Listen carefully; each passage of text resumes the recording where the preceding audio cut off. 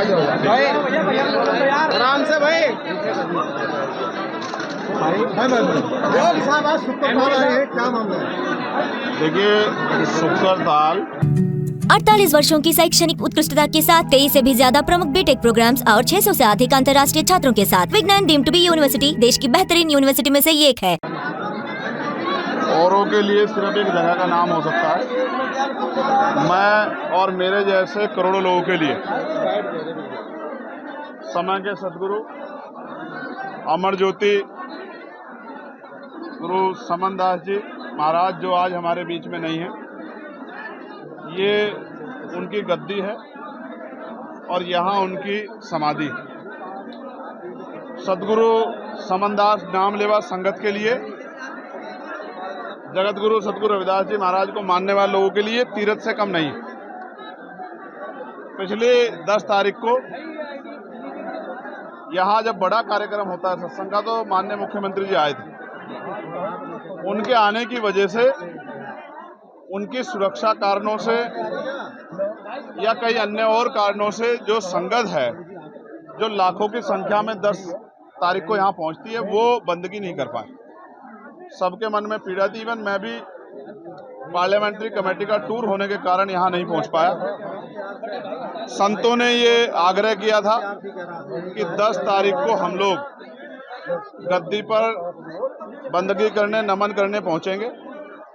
तो मैंने और मेरे जैसे हजारों लोगों ने सोचा, जब संगत वहाँ जा रही है, संत जा रहे हैं, तो हम लोगों को भी वहाँ पहुँच के उस महत्वपूर्ण दिन बंदगी करनी चाहिए, गुरुजी का आशीर्वाद लेना चाहिए। इसलिए हम लोग यहाँ आए थे। संतों के बीच बहुत सारी बातों पे चर्चा भी हुई। हम सब लोग तो सामान्य लोग हैं, हमें वो सुनने का मौका मिला है, और क्योंकि ये तीर्थ है हमारा, तो हम हमेशा इस पे आते रहते हैं। अब 10 तारीख का सत्संग तय हुआ है, 10 अगस्त को सत्संग है। 10 अगस्त में भी हम सब लोग यहाँ आएंगे। आपको रोका गया, उसके बाद धरने पे बैठे, बवाल हुआ, क्या कहेंगे? देखिए, मैं कौशाम्बी पीड़ित परिवार से मिलने के लिए जा रहा था। पुलिस ने मुझे झूठी बातों में गुमराह करके, क्योंकि हम संविधान को मानने वाले लोग हैं, हमने उनके बात का भरोसा किया और उन्होंने हमें जो है इलाहाबाद सर्किट हाउस में डिटेन करने का काम किया। मैं अपने पीड़ित पाल समाज के परिवार से नहीं मिल पाया। इसोटा का जो परिवार था, इसकी जला के हत्या कर दी, उनसे नहीं मिल पाया। इस वजह से मेरे मन में तकलीफ है, और फिर मैं आज सुबह वहाँ से लौटा हूँ। क्यों मुझे परिवार से नहीं मिलने दिया गया? क्या वहाँ छिपाया जा रहा है? ऐसा क्या है जो जनता के सामने ना आए? क्यों मुझे वहाँ जाने रोका गया? इसका जवाब जो है उत्तर प्रदेश सरकार को, पुलिस को, एडमिनिस्ट्रेशन को। बवाल पर सैकड़ों लोगों पर FIR हुई है और आपके 20 से 25 लोग। देखिए, बवाल की सूचना मुझे भी जब मैं सर्किट हाउस में था वहीं मिली। मैं ये स्पष्ट तौर पर कहना चाहता हूँ कि जो लोग सदगुरु रविदास जी महाराज को, भगवान बुद्ध को, गुरु नानक देव को, संत कबीर को और अन्य संतों, गुरुओं, महापुरुषों को, बाबा साहब अम्बेडकर को मानते हैं, वो कभी हिंसा का ना सहारा लेते, ना हिंसा में शामिल होते। कमजोर वर्गों के लोगों पे हिंसा का आरोप लगाना सबसे आसान काम है। मैं तो ये मानता हूँ, मैंने बहुत सारी वीडियो देखी है जिसमें पुलिस के साथ मिलके वहीं के स्थानीय लोग पथराव कर रहे हैं और बहुत सारी गाड़ियाँ जलने की खबर भी आई। मैं आपको विश्वास दिला कहता हूँ, जांच होने दीजिए। मैंने CBI जांच की मांग की। CBI जांच की मांग की है कि निष्पक्ष जांच हो जाए और निष्पक्ष जांच के बाद जो दोषी उस पर कार्रवाई हो। आपको बाद में ऐसा पता लगेगा कि जो गाड़ियां जली वो भी हमारे लोगों पे पुलिस ने लाठीचार्ज किया, पथराव किया। स्थानीय लोगों ने, हमारे लोग जान बचा के भागे, उन्हीं की गाड़ियों को जला दिया गया। आप देखना, जब वो गाड़ियों की रिपोर्ट्स निकल के आएंगी तो हमारी गाड़ियां हैं।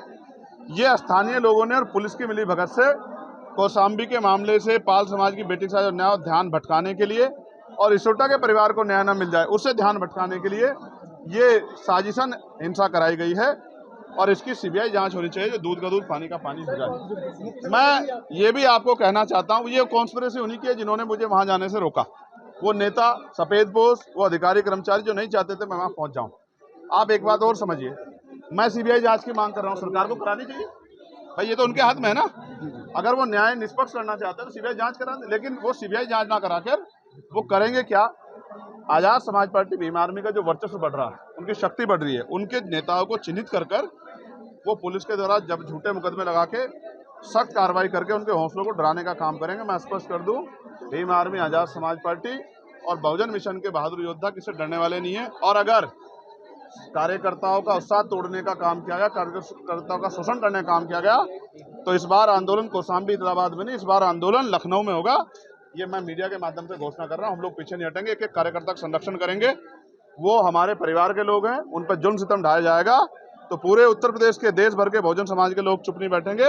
हम लोग सड़कों पर उतर के लखनऊ में आंदोलन करेंगे, मुख्यमंत्री आवास का घेराव करेंगे, विधानसभा घेराव करेंगे, लेकिन अपने लोगों का संरक्षण करेंगे। ये बात मैं आपको कह कावड़ मार्ग को लेकर, प्लेट को लेकर भी विवाद कैसे चलता नजर आ रहा है। ये सब इस बार होटल वालों के कपड़े उतरवाकर धर्म चेक किया जा रहा है, क्या कहेंगे? इससे आप आइडिया लगा लो कि ये कौन शक्ति है जिनको इतनी ताकत दी गई है कि किसी के कपड़े उतरा के उस व्यक्ति की गरिमा को भी और पूरे समाज की गरिमा पर सवाल खड़ा कर रहे हैं। आप ये समझिए, ये वही देश है जहां तमाम लोग एकजुट होकर रहते थे, तमाम गैर बराबरी को। आज इसमें जो नफरत की खाई बांटी गई, इसका जिम्मेदार कौन?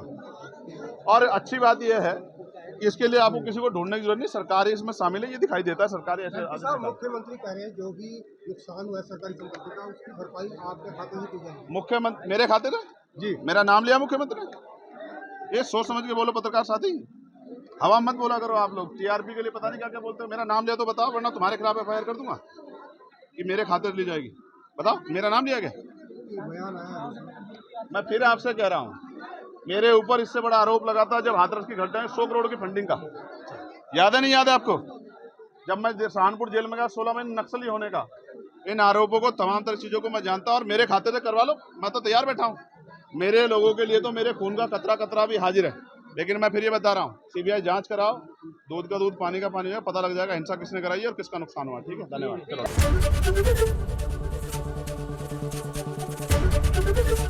एबीपी गंगा, खबर आपकी, जुबान आपकी।